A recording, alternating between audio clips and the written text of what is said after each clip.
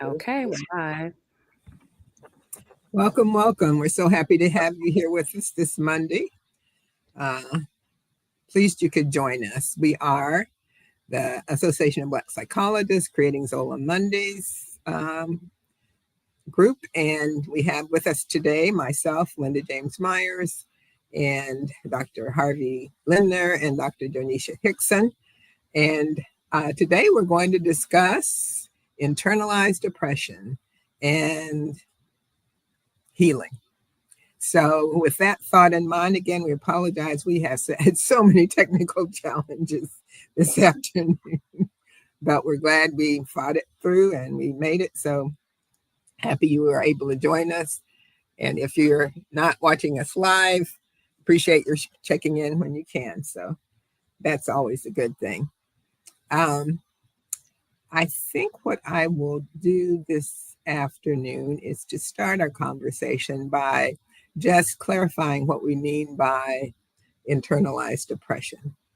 And I think what I'll do is turn to the Center for Disease Control, which I understand now may be defunct in absence, the Center for Disease Control, which at one time defined racism as a system of assigning value and allocating opportunity based on phenotypic differences such as skin color, hair texture, facial physiognomy, and assigning privilege undeserved to whites or Caucasian descent people, and disenfranchising Black or people identifying as being of African ancestry.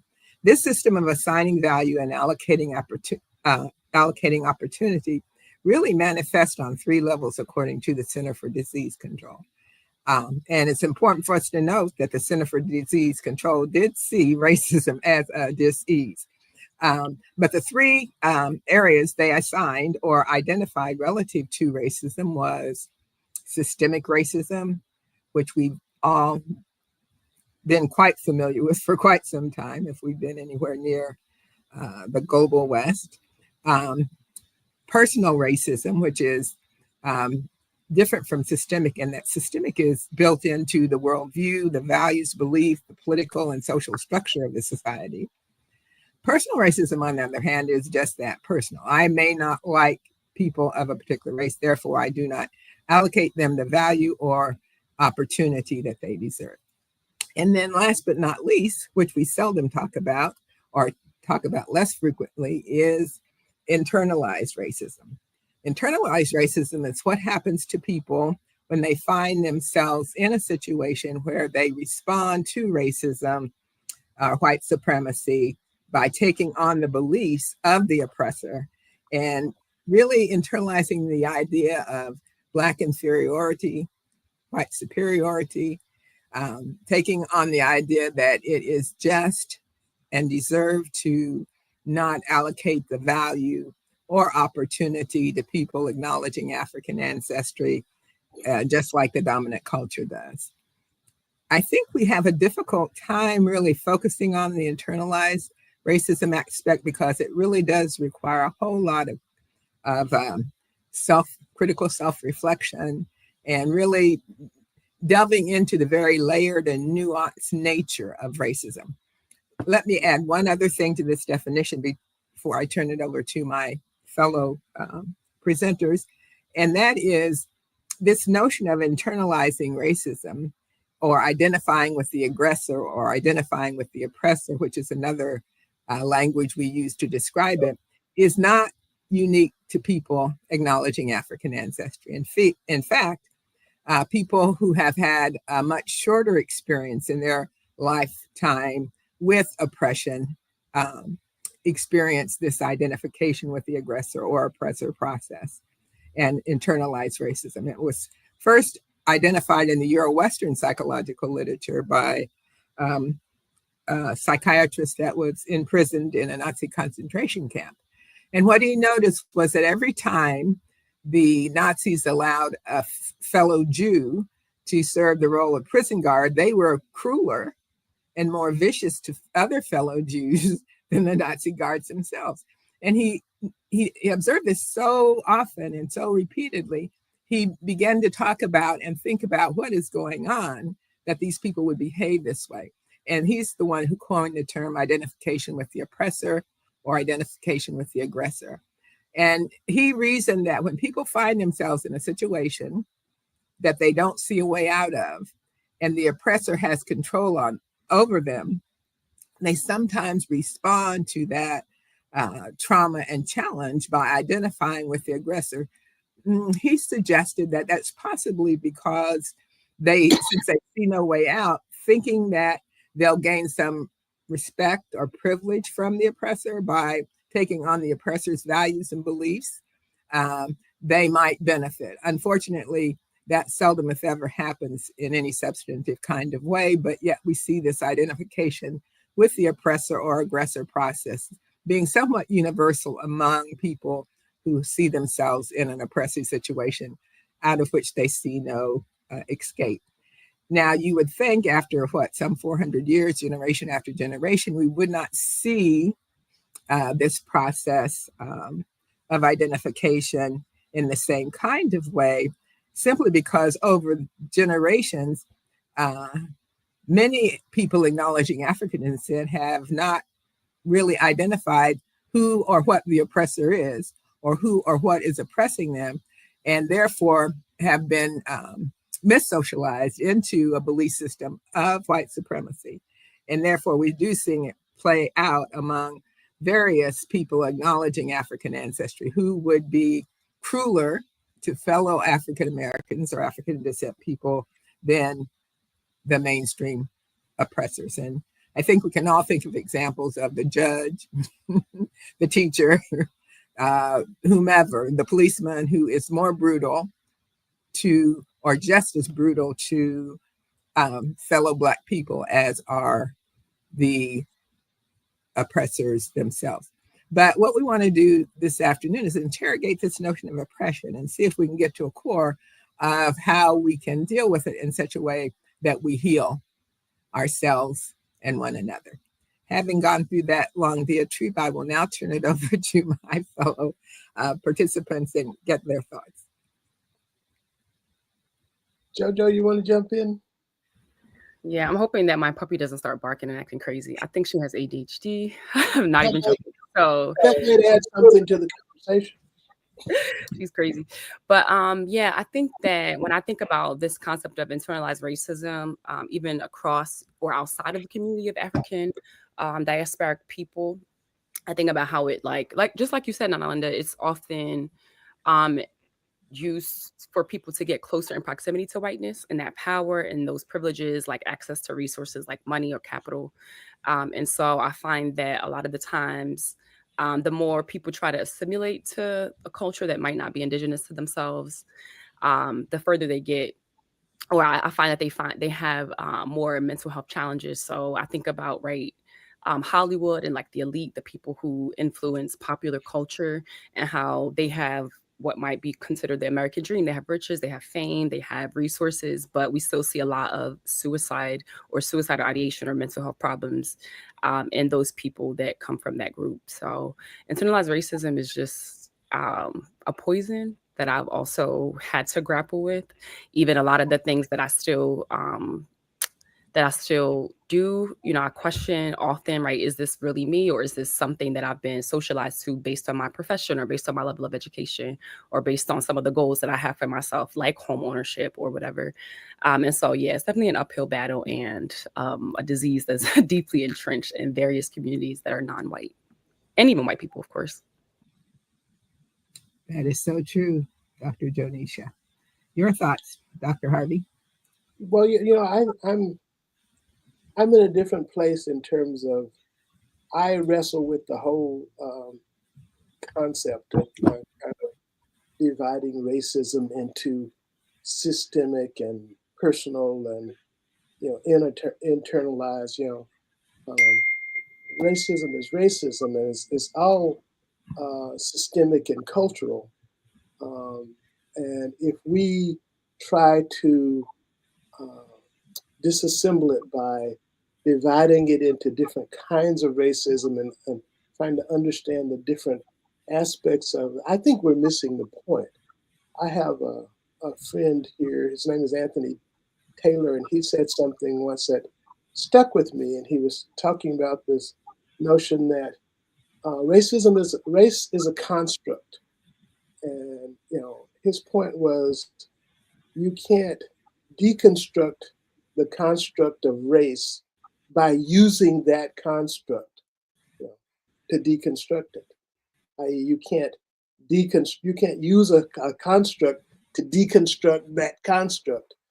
And I think what happens with racism is we miss the point that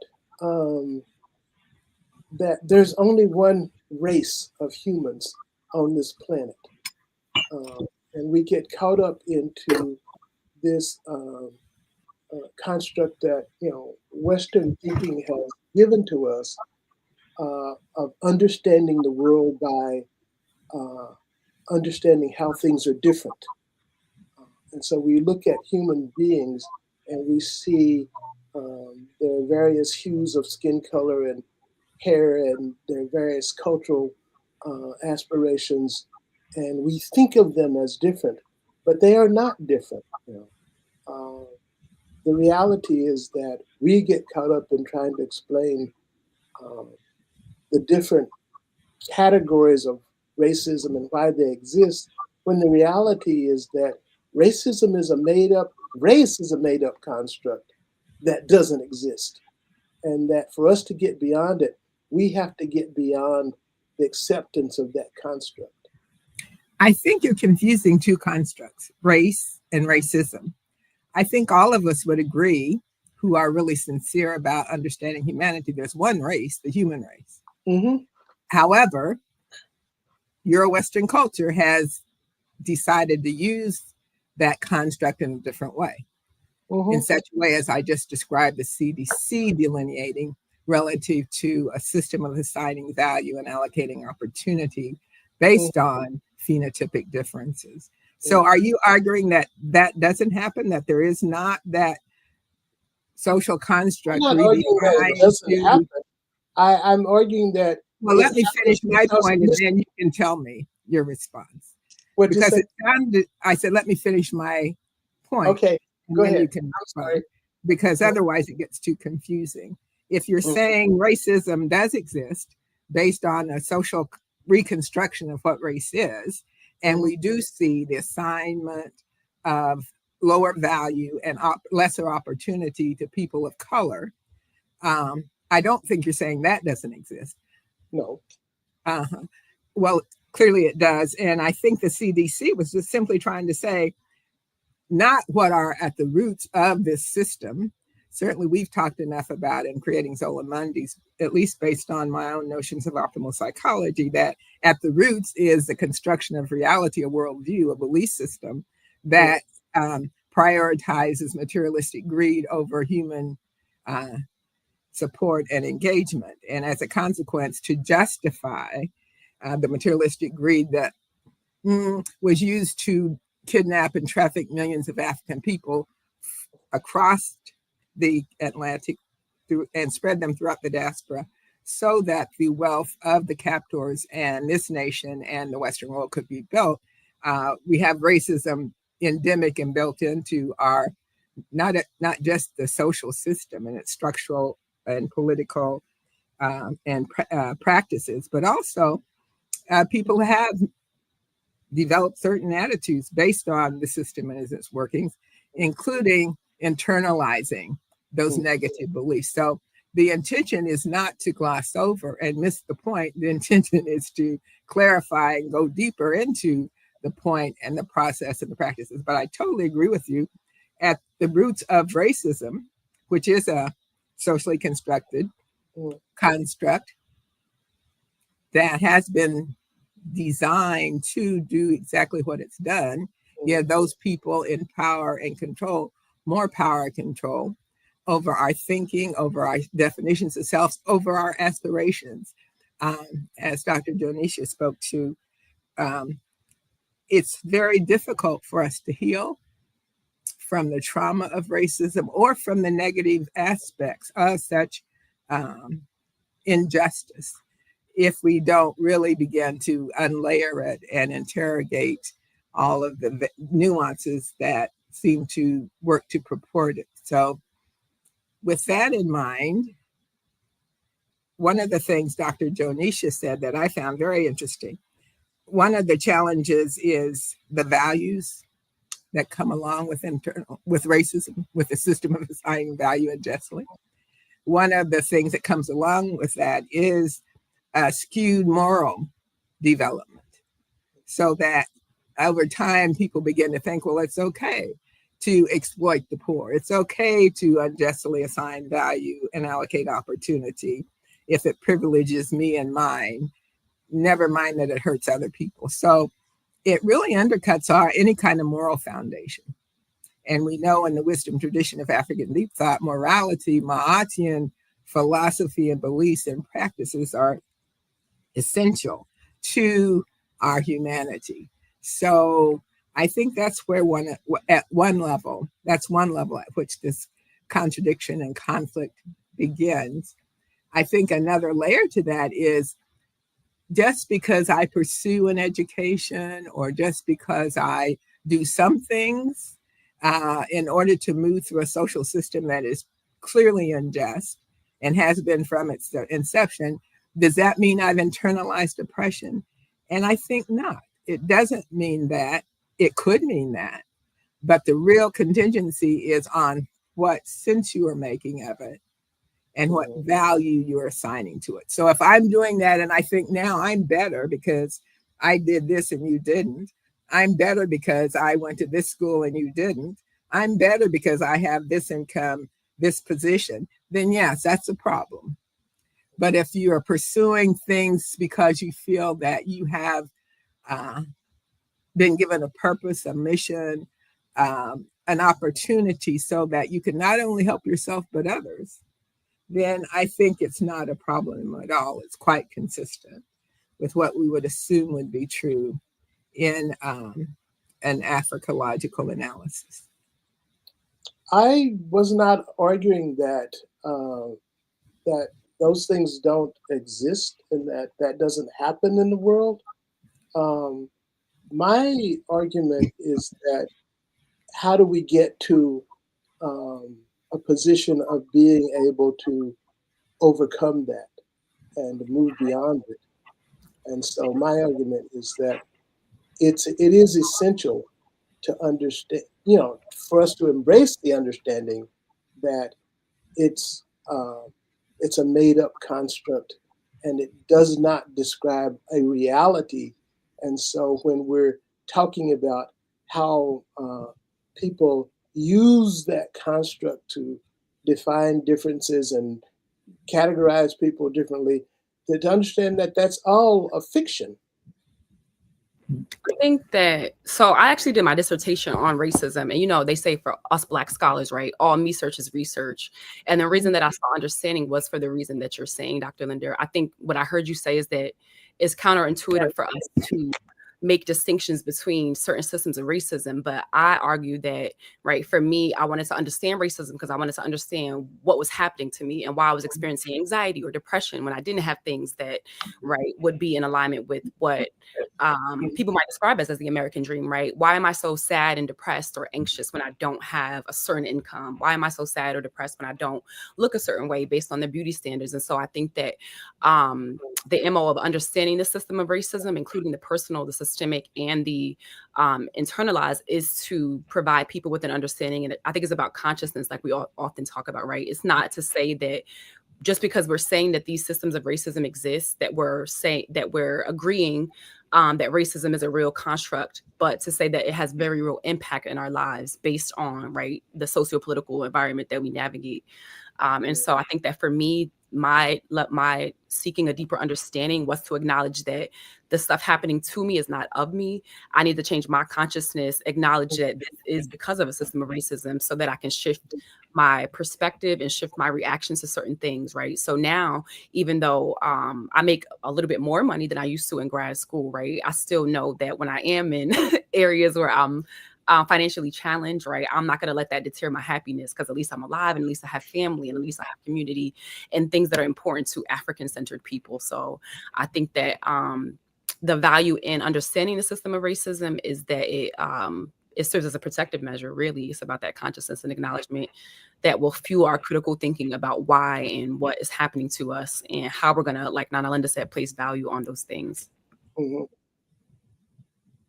Well said, Dr. Janisha. I think the idea of the roots of racism really lie in understanding the roots of the consciousness that created racism, Mm-hmm. roots of the consciousness that created the social structure. Um, what could these people be thinking who felt justified in terms of caste chattel enslavement?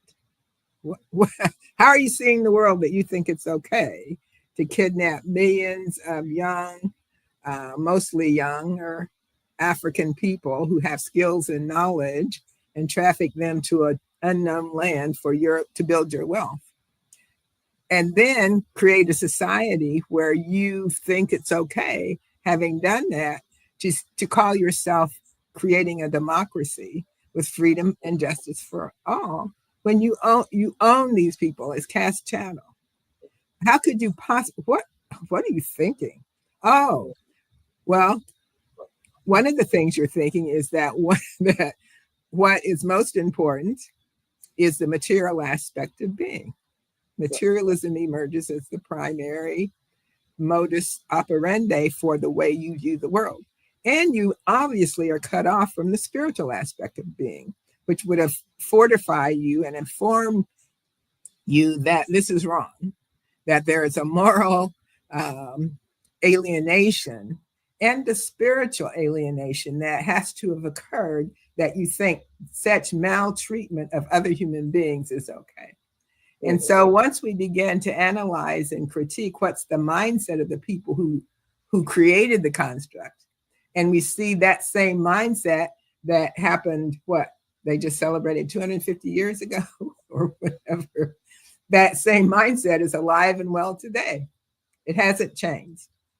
That's the same mindset that now is translated not in terms of it's okay to kidnap and traffic millions of people acknowledging African ancestry as caste chattel to build your wealth. It's okay for the extremely wealthy to create social structures and budgets and policies that further enhance their wealth, while it diminishes the capacity of the poor to have health care, children to have food, people to have proper education. That same fragmented mindset that separated the spiritual material aspects of reality, so that we can now just focus on the material aspect, to the diminishment of the spiritual, is essentially the same premise about reality and what's of value that we see pervasive today. And it's that adoption of that same mindset that yields the internalized oppression, the internalized racism.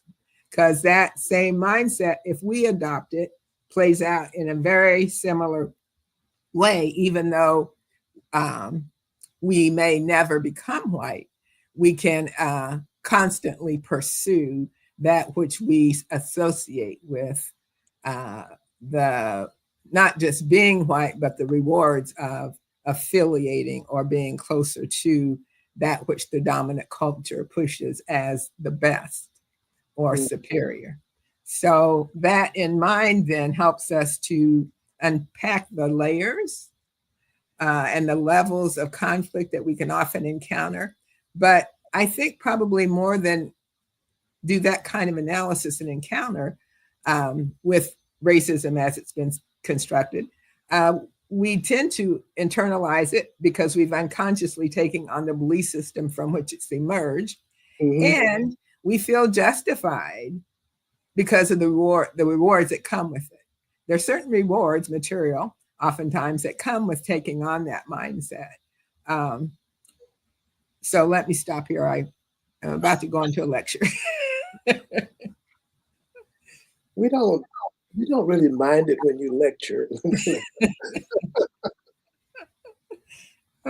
see. Yeah, I think for me also knowing about the systems of, well, I guess I already said this, right? Knowing about the systems or different levels that racism occurs helps me to better analyze my experiences. Like right now, I'm, a developing leader within the DC Association of Black Psychologists. And so I often question some of my motives, right? Why am I reacting in this way? Or why am I making certain decisions as a leader? Or what do I want to do differently from the leadership that I've seen, right? That will make me more in alignment with African-centered leadership or meeting my odds. And so a lot of the things I noted in my leadership style or just in my journey, as an early career professional, right, is just interrogating where certain people's motives are as far as competitive natures, if we're in, white spaces that there are only a few of us in, or people's egos getting in the way, mine's included in certain situations. So I think that having those conversations with myself around what part of me is this coming from, is that some of the internalized racism that I have about myself that says that I should be the only one who has the say because of this position that I have, or whatever the case may be. So I think that having the language to call what I'm experiencing has made it a lot better for me to move away from that and more towards an optimal worldview. Absolutely, Dr. Denise. And the thing I love about what you're saying is you're sharing with the audience your process of healing. Because all of us have been exposed and contaminated in this toxic pathological environment that is built on injustice. It's built on lies. That's built on a lack of moral substance. That's the nature of the social context within which we've always found ourselves. The difference is, I think our ancestors probably were very clear about who they were and who the oppressor was. And they come with a different worldview that allowed them to transcend the evilness projected upon them by the oppressor.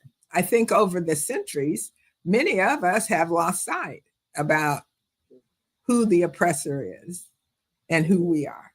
And internalized oppression has prompted us to see excellence as becoming like the oppressor. Pursuing Black excellence now means, oh, you're Black and you do the same thing the oppressor does. I think not, but I think if people do come from there, not everybody does, but those who do come from there do that unconsciously, not aware that we're in a system that is pathological and toxic and is eventually predisposed to lead to the destruction of humanity on the earth plane as we know it. If we look around the world today and see how Mother Nature's responding to what we continue to do, and then find that, oh, now we've got policies in place that help project us in the right way, but those policies are now being shifted to keep us going in the destructive way. So it's very complicated, and we're really asking a lot of people to do that kind of critique and analysis so that they can gain clarity. Although one would think, given the nature of the things that we're seeing today, they're more disposed to do that critical analysis than they have been in the past. It's very hard to do that given the pervasive nature of our missocialization. We start as young children being put in a formal educational system that's designed to get us to see the world the way an oppressive suboptimal view wants us to see the world. So that we grow up learning some people are better than others. People who make A's and do well in school are better than people who don't. If that were the case, probably then if people who are better in school are better people, then we probably would see a better culture, a better world, a better society being propagated by those better students, but we don't. What people don't realize is that the role of formal education in any society is first and foremost designed to socialize the members of the society into the worldview, the cultural orientation and framework that the dominant culture wants to propagate, so the status quo can be maintained. So if you start training children from K through 12 and beyond, you're better if you make this grade versus that grade than people who make the higher grade think, well, I'm smarter, I'm better. No, you're not. You're just somebody who's academically predisposed and probably have the kind of familiar community environment that supports that. So we have to begin to learn how to redefine excellence and what is of highest value based on something other than a materialistic externalized notion of your worth as a human being, and bring it back so that my worth as a human being is really reflected not in anything out there, but what's in here. How am I showing up relative to being truthful and just and honest and buying into that divine spirit being, which I'm really here to learn about and to represent? I think I still get stuck on for me, the most simplistic way of characterizing it is to start with the fact, the concept that we refer to as consubstantiality, that we are all made of the same stuff. We are all, begin as essentially the same, and that the differences that we see are there for the purpose of survival. That life has differentiated into all the forms that we recognize in the world as a way of making sure that life will continue, that life can exist in the many forms it might need to exist in to adapt to whatever environments evolve in the future. And so for me, it helps to start with that level of simplicity that we all begin as essentially the same, and that the diversity that we see is a necessary element for survival, and that we don't know that one uh, presentation of diversity is more valuable than another, because we don't know what environments the future is going to throw at us. Mm. I agree with part of that. Part of that I don't. But I didn't want to interrupt you. Did you finish your thought? I was done with that thought. Okay. So I believe with your consubstantiation premise, you're talking about oneness. I believe that I believe in oneness. Optimal psychology is a oneness model of functioning. We are all one. All is one. All of us are stardust. All of us are all interconnected and interdependent. All is energy. All is netter, netteru, nebager. All of those things our ancient said is true. I might vary your idea from your idea that all occurs for our uh, perpetuation to the modification that we all started from one. We have many deviated from that construct, but that deviation comes as an opportunity for us to grow more knowledgeable, wiser, clearer about our oneness. Oftentimes, people say, in terms of the principle of duality that our ancient sage Jehudi brought forward, we need that duality. As has been said, if all is good, we won't know it's good. We need not quite as good to even make the distinction, which then allows for our growth. Right. I'm sorry? You need the diunitalism. You at least need the dichotomization so that you can draw the distinction between one thing and another. How much difference do we need? It's going to be dependent on how we as a humanity unfold. Right now, we've unfolded to the point where we have, on the one end, people who don't care about the environment, don't care about Mother Nature, don't care about the health and well-being of others, to those who do. Did we need that extreme of dichotomization? Apparently we did. Otherwise, as a human race, it would not have evolved. But I would just suggest it's evolving as our opportunity to wake up, become conscious of what's really going on, who we are, and what needs to be done to bring us back to that unitary consciousness that would allow the sustainability and the creation of a just, sacred, sustainable world. So I think as we, I wouldn't say we don't know what's needed. We do know what's needed. That consciousness, which was in the beginning, that gives life to a just, sacred, sustainable world. But it evolves, and a part of that evolution may look like devolution. But again, it comes as an opportunity for us as humans to grow and develop and come back to clarity and come back to health and justice and truth and sustainable well-being. We have a question though, Jonisha, you want to share it?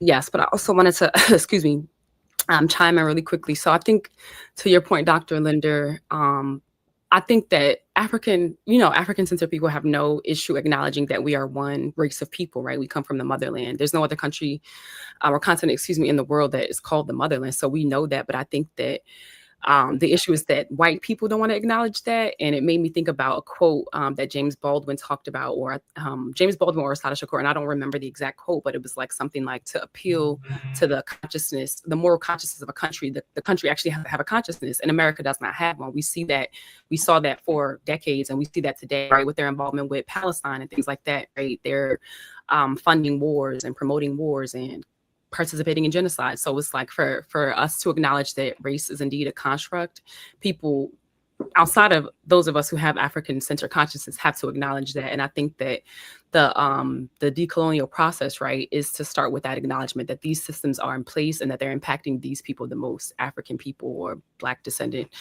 folks. So I just wanted to say that, and then acknowledge the comment on Instagram. Someone said, what are suggested codes of conduct and actions that victims of racism should take, whether conscious and or unconscious? And I commented that they should start with the virtues of Mayat and the Guzu Saba, but I wanted to get your thoughts. So what are the suggested codes of conduct and actions that victims of racism should take, whether conscious or unconscious? I think one of the codes of conduct we have to begin pursuing initially is what you just described in different words, Dr. Jonisha, and that is self-knowledge. Our ancestors were very clear. Self-knowledge is the basis of all knowledge. So we need to know ourselves. Who do we believe ourselves to be? What are our values? What are our aspirations, and why? So that critical self-reflection and examination about what we believe about reality, how one knows what is of value, those kinds of critical self-reflections and questions will put us on the path to developing the practices, the praxis for health and healing. Out of that self-knowledge, then the next step, and hopefully the result of that process, will be self-love. Self-love is the basis of all love. In fact, one of the, at least in the Christian tradition, that was allowed to pass through is the simple definition of God is love. So hopefully out of that pursuit of self-knowledge, we come to an awareness of our love for that divine presence, which is manifesting within us and within which we are. And that love then becomes the foundation, because you can't give or practice anything that's not in you first. So if we love ourselves, then we'll be able to love other people. If we forgive ourselves, we'll be able to forgive other people. If we are truthful and honest and just in our own self-critical reflections and that kind of thing, then that'll put into our presence and our being and our becoming the practices that we need to pursue that become the code of conduct for which we want to follow and pursue. That will lead us to being able to stand for what's true, just, and right. When we see dishonesty, when we see something moving into our sphere that needs to be called out, we can stand fearlessly and kindly, without getting upset, without getting angry, without losing our peace and our joy and well-being. We can call it out and move toward, hopefully, its resolution. In the process of doing that, we're probably going to run into some flack, because a lot of people aren't going to want to have the truth exposed or a challenging perspective. But that's okay, because our role and our goal really is depending on who we believe ourselves to be and why we believe ourselves to be here at this point in time and space and place. I think that I agree with that, and I believe that you're right that all knowledge is self knowledge, and understanding the self includes understanding, that within the self there's a diunital principle. There's a, you you can't appreciate light without dark. Um, um, you know, what we think of as good and bad are just two sides of how you look at things, and that um, we who are learning to love ourselves um, also have to understand the concept of the universal self, and that that those other people that we look at as the bad side or whatever, or some at some level they are manifestations of that extended self as well. Uh, they may not see it that way. They may not see us that way. But at some point, we have to come to the point where we can see all human beings as manifestations of that universal selfness. Because we have to learn to see it and practice it in order to teach others how to see and practice So I'm just wanting to clarify what you're saying because I'm grappling with it. I'm understanding it myself. When you say all life is a manifestation of the extended self, all human life is a manifestation of the extended self. Is that what you're saying? it. In So some sense, the universe is a manifestation of the extended self. I'm particularly now thinking about human beings Okay. and their role in the universe. Mm-hmm. So I can I would see that certainly issue include all that human you're beings. saying. Yes. I'm sorry. I said I would certainly include all human beings. Yes. So if that's the position, then I think um, if all is consciousness, certainly what their consciousness is becomes part of the all that is consciousness. Mm-hmm. But the totality certainly will outweigh if that consciousness is 10% of the totality and the other 90% is different than that, then it makes sense to me all is a part. But I Mm-hmm. think where we run into trouble is if we try to weigh the aberrant Mm-hmm. as somehow reflective of a totality that's probably not necessarily feasible. Well, no part of the continuum is the totality all by itself. You need No, the entire continuum to make up the totality. but it's a different. I what I was speaking to is the proportion. So, for example, never before in human history have we seen 10% of the world's population colonize virtually almost 100% of the rest of the world. That Right. had not happened before.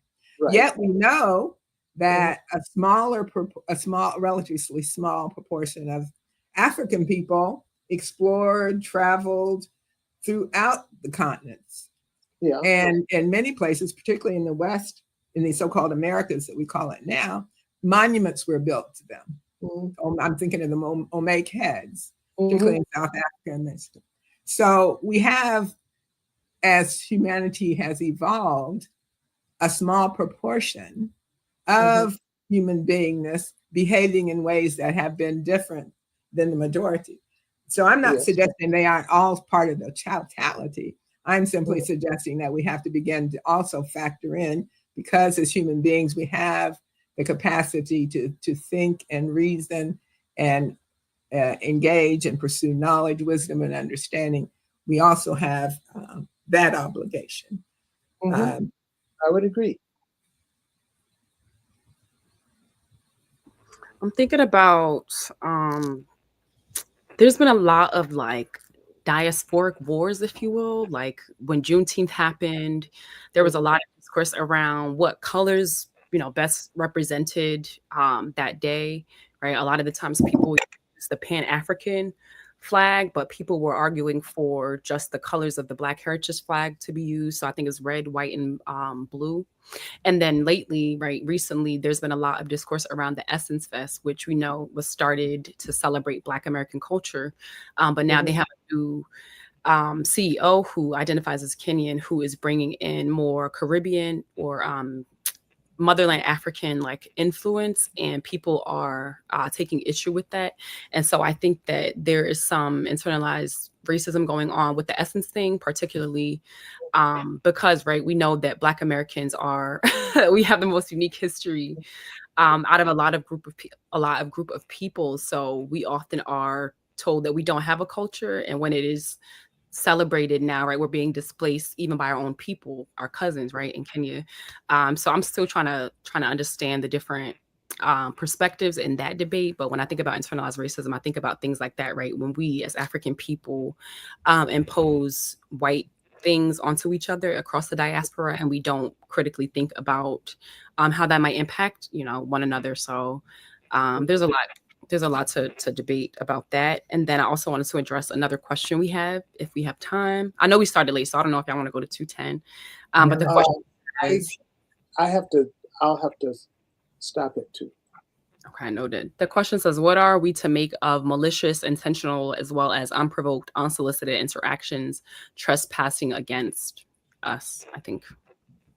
I don't know what that is. So well, I think it was the example you just gave. About the flags? Not a, the flags were an example, but what I underlying the flags is a cultural identification. What cultural identification do Black people throughout the world have? And one of the things that Obadele Kamban argues is that at some point we need to quit identifying with a nation state on the nation states on the continent that were created by the European. We don't have Kenya because the Kenyan people decided, okay, this is where we are. No. That was decided by Europeans dividing up the booty. What we need to do, he suggests, and I totally agree with, is that we need to start understanding our Blackness. What does it mean to be Black? Black, from my definition, I don't know if it's necessarily his, but mine, Black represents the absorption of all the energies, all the colors of the spectrum into one. And we are Black because we can trace back to Alkibu land, which is the African name for Africa, which means mother of civilization, that consciousness.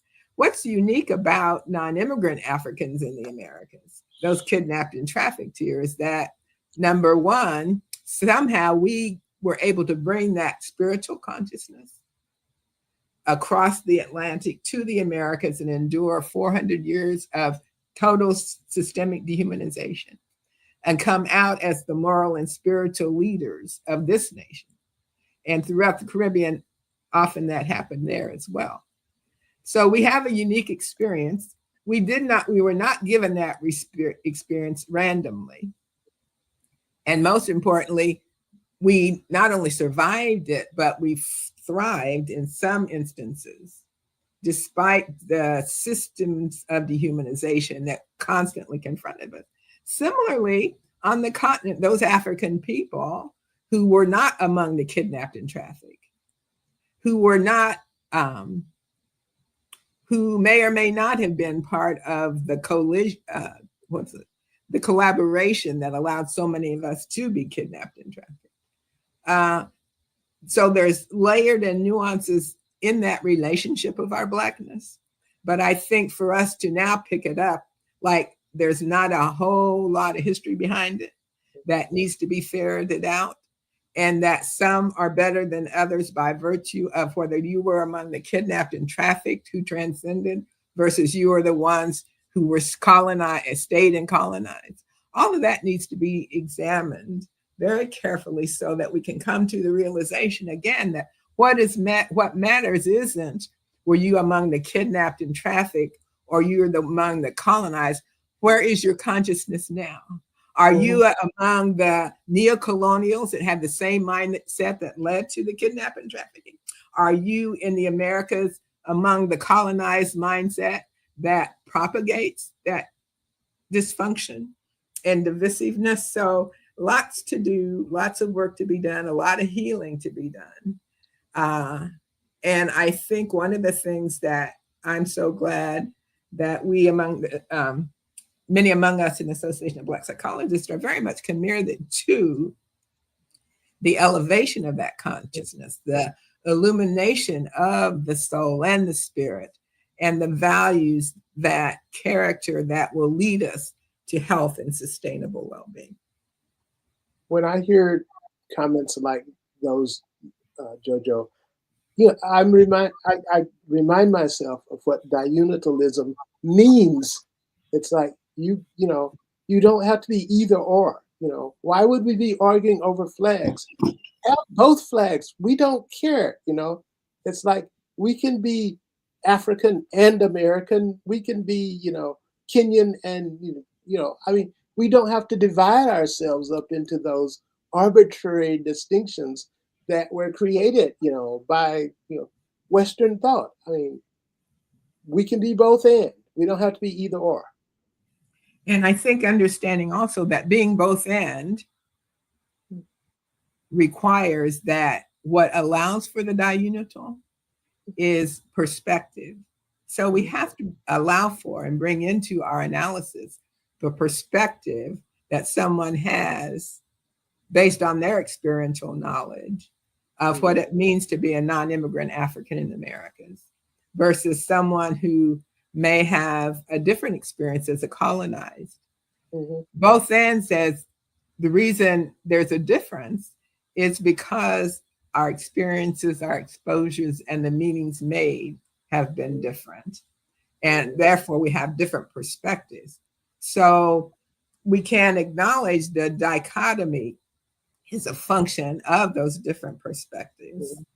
And the diunality that we're pursuing requires that we acknowledge, number one, factor in, and then analyze the purpose and the utility of the fractures that we see so we can grow and benefit from them. We can heal. Thank you. I have to leave us. Okay. Thank you so much, Dr. Linder. Until the next time. All right. Bye-bye. Bye-bye. Bye, Dr. Linder. And Dr. Jojo, is there anything we can respond to quickly before we also have to go? Yeah, the last question is, I guess the guy was clarifying, or this person was clarifying the question, and they said, against oneself, how do you help themselves? How do you help them see themselves? I guess African people who do have internalized racism. Well, I think one of the things that you can do that can be most helpful is, how can I say, extend to them unconditional love. We know unconditional love is the environment that is best conducive to healing and health in any circumstance. But you can't offer unconditional love until you have the love in your heart. And I've certainly been in situations where I've tried to hold up a mirror in a loving, compassionate way and still was rejected. Oh, you're this, you're that, the other. And that's okay. So as you begin to practice this new consciousness, this new reality, know that the key is not going to be you're going to change somebody's mind. Probably you're not. Because self-knowledge is the basis of all knowledge, and power is the ability to define reality. I don't have the power to change your definition or your reality. What I have the power to do, though, is to share my experiences, my exposures, the meanings I made, the values I stand for. And then we can talk about what those differences are. And if you don't accept what I've shared, and you now have a negative, anger, fearful, mistrustful energy about you, I think the key for our listener is don't let that shake you. Don't let your reality be determined by someone else's, because in actuality, the less self-knowledge you have, the more likely you are to project onto someone else what would be true for you. So if you're trying to help someone grow and develop their consciousness and become more aware, you'll probably encounter those people who will project their fear, their mistrust, their insecurity onto you and respond in a negative kind of way. The key here is for you not to then go retrograde and get caught up in their lack of knowledge. You have to stay the course, keep your peace, keep your love, keep your joy, keep your truth, keep your knowledge, your wisdom and understanding, and continue to move forward, because that's ultimately why you're here. We can't change anybody's mind, but what we can do is plant some seeds, and in time they'll come to the same understanding. I agree, Nana Linda. Yes. So shall we say peace and blessings? Thank you so much for your patience, those people who joined us today, and your willingness to hang in there while we work out our technical challenges. Is there anything else we should respond to, Dr. Ganesha? Just some people enjoying the discourse and sharing their gratitude. So someone said, Dr. M, thanks so much for mentioning our grandcestor. Oh, that's so cute. I've never heard that. Grandcestor Cambone. They also said, here, good discussion about the flags. Someone said, so good, valuable insights. Somebody said, Ashe, yeah, Linda. So just I guess folks are enjoying the discourse, but, definitely super nuanced discussion that I don't think will stop here. Yes, it has to be continued because it's so important, not just to us acknowledging African descent, but to all humanity, which is tracing back to the same roots. So much love to everyone, and continue to stand, and we got this. Peace and blessings. Peace and blessings.